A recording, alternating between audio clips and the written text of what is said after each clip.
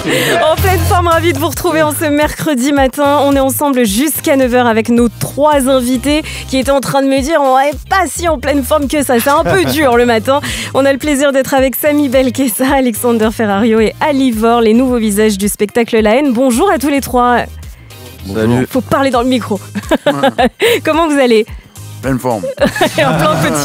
En plein petit-déj. J'accueille aussi Valentin qui est avec nous. Notre monsieur interview de la matinale. Salut Valentin. Salut Vivi, salut les gars, vous inquiétez pas, ça va aller. Ouais. Ce matin, Valentin, on va parler avec nos 3 invités de ce projet très attendu. Et oui Vivi, on parle d'un spectacle événement qui va toucher un monument historique du cinéma français, La Haine. Un film légendaire qui aura quand même récolté 3 Césars l'année de sa sortie, qui a eu le mérite de mettre des images sur les mots MAUX des quartiers à la fin des années 90. Aujourd'hui, après environ 72 634 citations dans des morceaux de rap français, La Haine est de retour dans un nouveau format de spectacle vivant qui aura nécessité 3 ans de préparation. Donc ma première question pour vous, elle va être simple. Après ces mois et ces mois de travail, j'imagine que ça va faire du bien de rentrer enfin dans les représentations. Vous vous teniez plus en place en fait. Là on a hâte. Là ça fait des mois qu'on répète très intense. Mais on n'a pas ce truc de... On est excité, en fait, on a juste hâte que ça démarre, d'avoir le public en face de nous et de montrer sur ce qu'on a préparé et comment on est prêt. De rendre ça concret, quoi. Il y a une bonne adrénaline. C'est-à-dire que on a eu des périodes de marquage, des périodes très longues, de éclairage, de trucs, de machin, ensuite de jeu. Et là, ça fait des... je veux pas dire des mois, ça fait 2 semaines, on va dire, qu'on fait des filages sur filage. La salle est vide.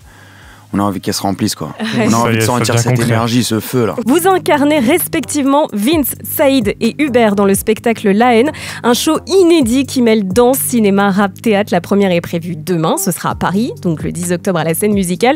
Et vous serez ensuite en représentation en région jusqu'en juin 2025. Alors oui, 30 ans après le film culte, il avait été salué pour avoir porté pour la première fois une lumière assez réaliste sur la vie dans les cités.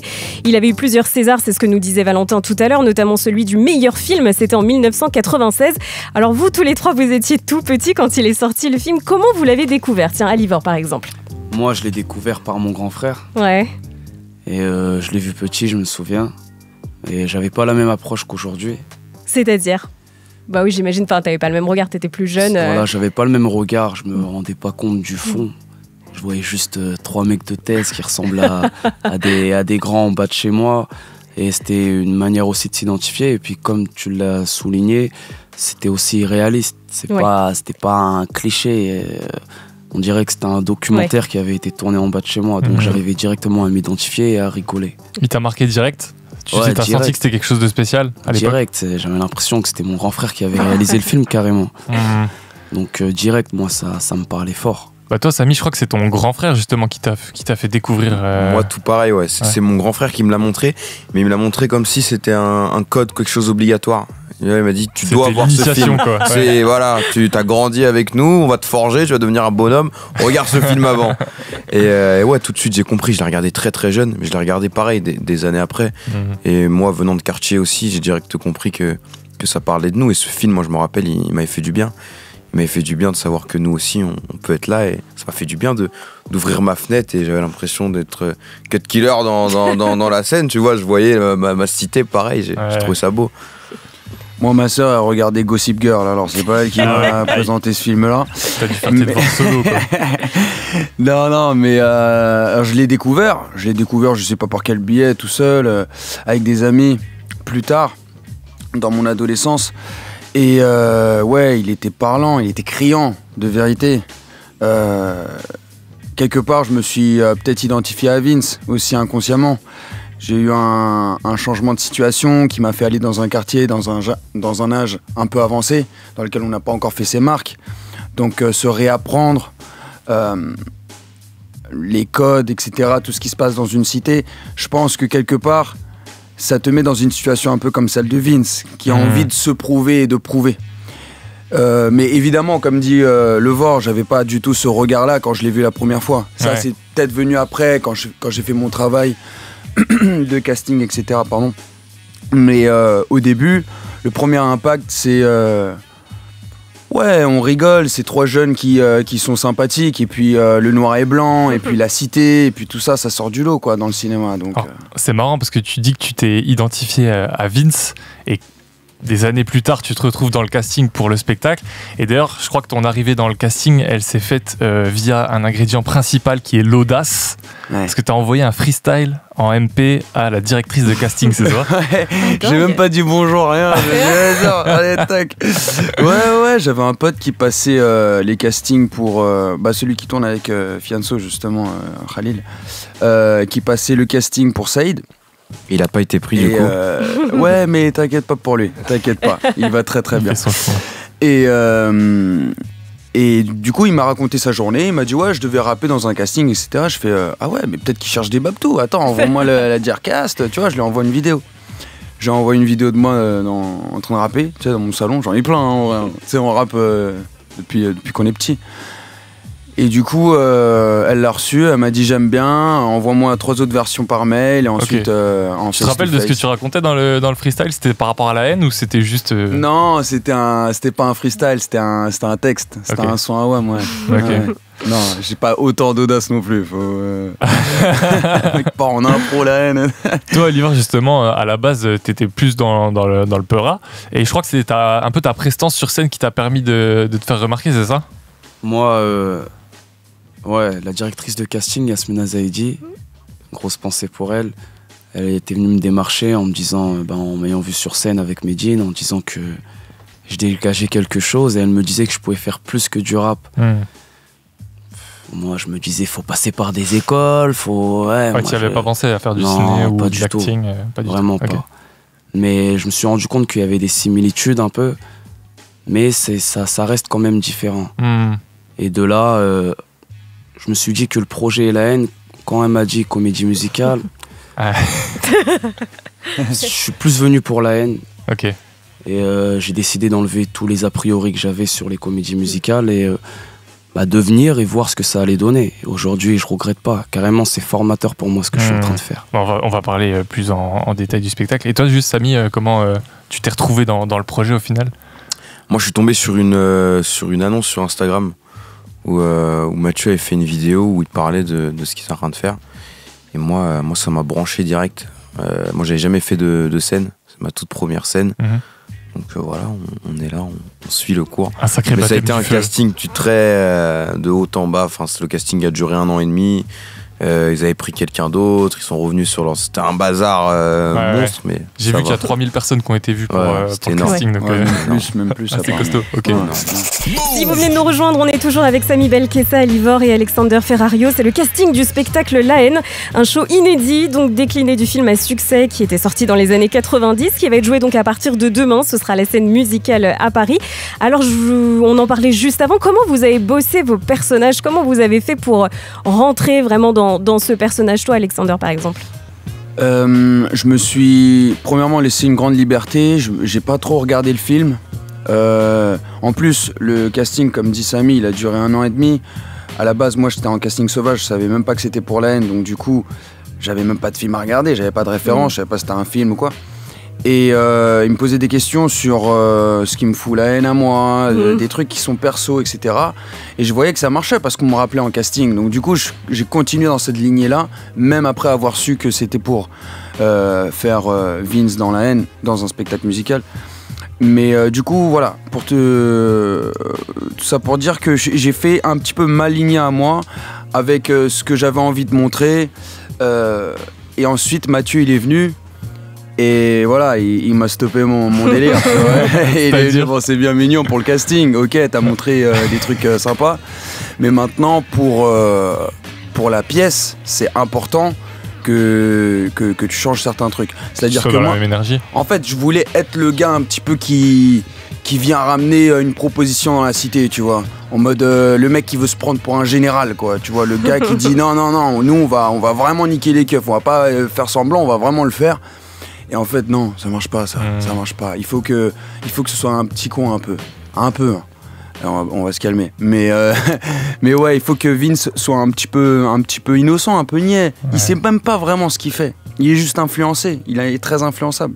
Et donc ces nuances-là que Mathieu a amenées moi, ça m'a énormément plu de faire ce travail. Et vous les gars, comment vous avez bossé sur vos persos? Vous avez essayé de coller à vos personnages ou est-ce que vous avez proposé autre chose? Moi au début j'étais plus sur le truc vraiment copier-coller du personnage de Saïd.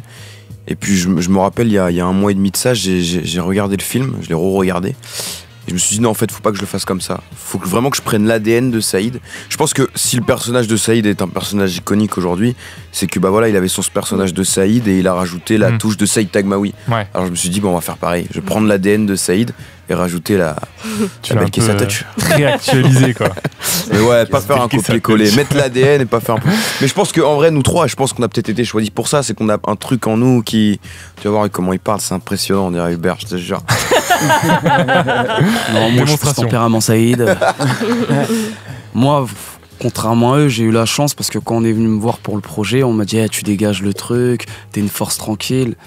Et je me suis rendu compte que voilà, j'incarnais plus ou moins le Hubert. Comme Samy il dit souvent, c'est que dans les quartiers, tu croises des Hubert, des Vince et des Saïd. Moi je suis plus tempérament Hubert.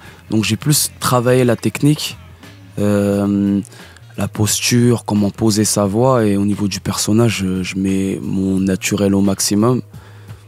Et voilà, ma petite humilité. Moi je prétends pas pouvoir jouer tous les rôles. Pour l'instant, je fais des choses qui se rapprochent de moi et c'est très bien comme ça. C'est un rôle pour toi, quoi. Voilà. Je voulais qu'on parle un peu de musique parce qu'on associe beaucoup La Haine au rap, évidemment. La BO, elle était incroyable, hyper complémentaire du film. Et là, sur cette nouvelle bande originale, on a des noms auxquels on pouvait s'attendre. Voilà, nos tauliers, Akhenaton, Oxmo, Medine. Mais il y a aussi des artistes tout frais, dont certains qui sortent tout juste de nouvelle école. Je pense à JER, à Youssef Swatz. Il y a aussi Nahir, Benjamin Epps.